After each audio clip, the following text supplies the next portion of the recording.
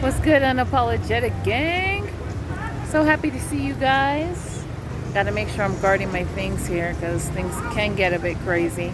Um, but I have been thinking about parenting, and a lot of the mentors and friendships that I've come across, a lot of things have kind of really hit me, and it's been sitting in my spirit for several days, weeks.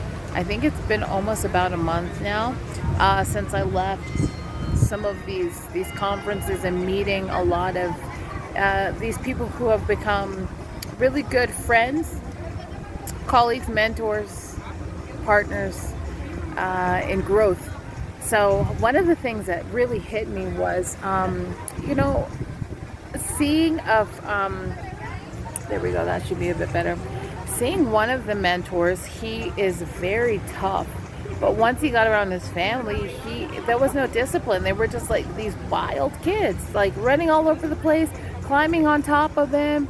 You know, you would expect him to just kind of say, sit down, do this, and then they would still have fun, but he has authority, you know, in regard to his kids, but he was just another kid with them. And for that, and he had a nanny and stuff like that. And it made me think about, there was one show, I can't even remember the movie. I'm going to give you the plot, but this guy ends up like pretending to harm this girl and end up like being her hero. Then they fall in love, and he has a sister who's pretty sure that her dad hates her because he never wants to spend time with her. He's always so busy. And by the time he comes back home, he doesn't have time for her. Anyway, he ends up dying in what is in a collapse, in a terrible car accident, which happened to be 9/11, September 11th. So this made me think, wow, this guy, I mean, that's so strange for me. Here I'm coming from cultures where like masculine presence doesn't have to be machismo, especially not in Asia, in Southeast Asia. It's just the dad says don't do that and the kids don't, not yelling or anything. And my own experience being like, you know, the kids were so happy to see their dad come home. I'm like, that's so cool to me. I wonder what that feels like.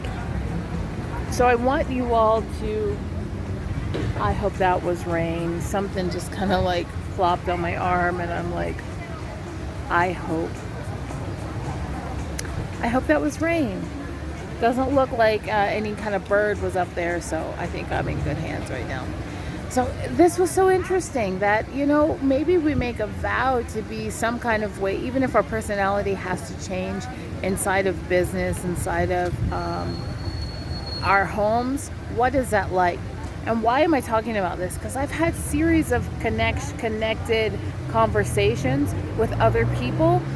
Again, the people themselves, the conversation was not connected there, but the things we were talking about were connected. So another conversation I had with a girl I met in San Cristobal, and I ended up staying in her house in Puerto Morelos, and she said, you know, she asked me like if a lot of the people we know, especially our parents, are happy, specifically mine. And I'm trying to hold on to the commandment, obey thy father and mother. Okay, I mean, love your, like, respect them. So I'm like, okay, yes, they always get through things together. I can't like get into it because I don't want to do all that. I'm actually floating. I'm having a good day. So she said something that really was interesting. It just struck me that you can be a lot of good things, but you can't be all. For example, you can be great in business and a great partner, but not a great parent, or a great parent and a great partner, but not a good business person. That she found it hard to find someone who had all facets of the personality and they were just excelling in it.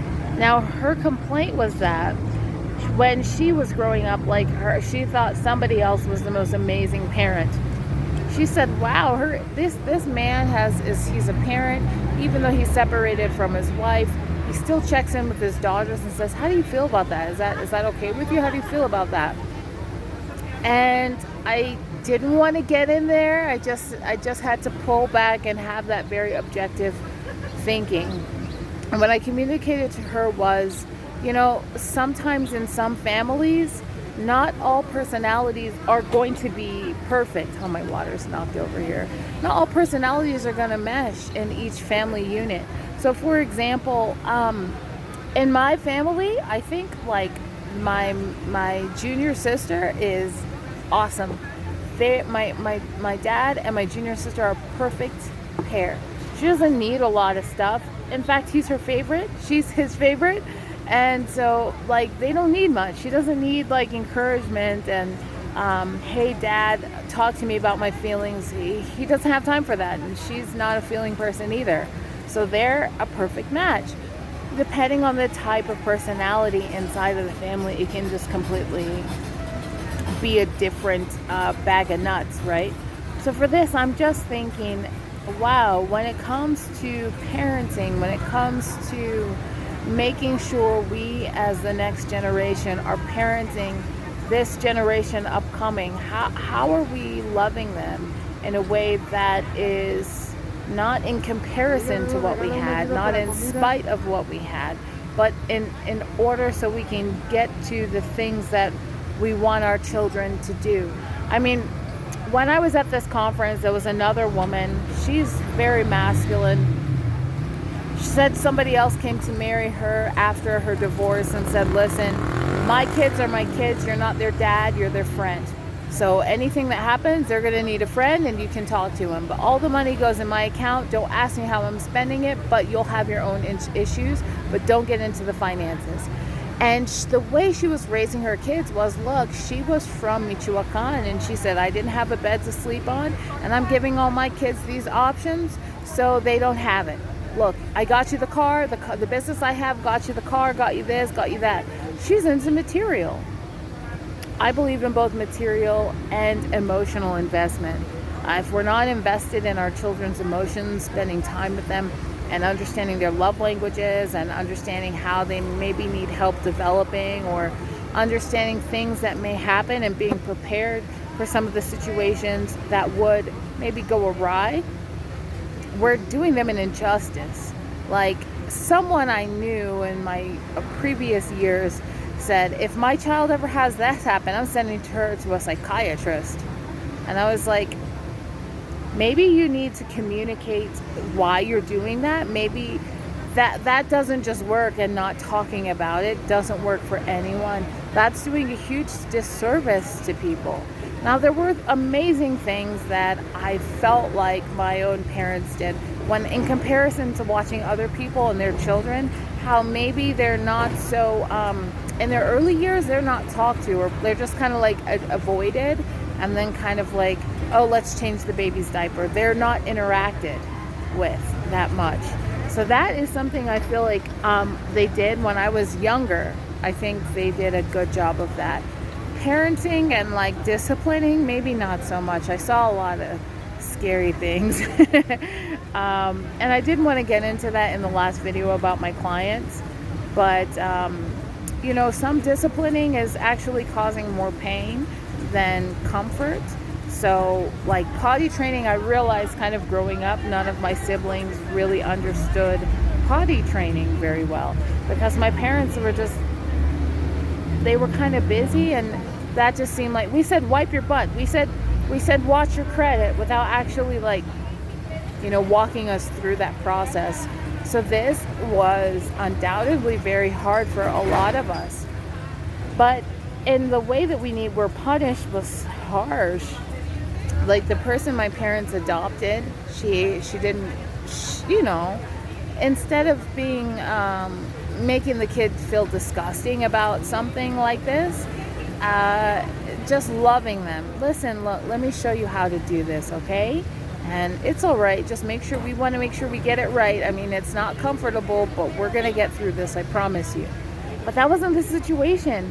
Just like I was telling you about the client when the children are in foster care, they make them stand in a corner and face the wall and be away from everyone.